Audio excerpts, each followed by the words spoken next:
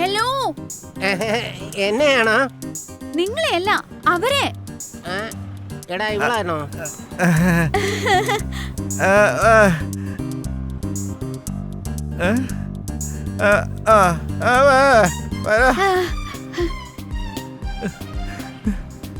എടാ എടാ ഈ പെണ്ണ് കാര്യം ഞാൻ നേരത്തെ പറഞ്ഞേ. ഈ പെണ്ണ് ഞാൻ ഊമയാന്ന് വിചാരിച്ചോണ്ടിരിക്കുക.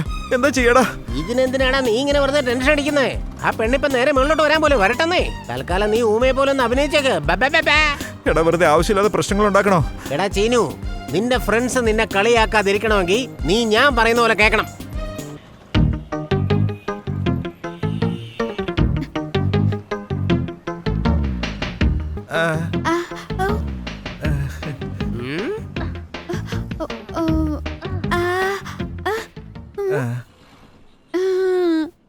കൊച്ചേ, ഡെയിലി ഈ രണ്ട് ഊമകളുടെ ഇടയിൽ കിടന്ന് ഞാൻ പെടാപ്പാട് വിടുക. അതിന്റെ ഇടയ്ക്ക് ഇപ്പൊ നീയും കൂടെ കൂടി ബാ ബാ ബാ.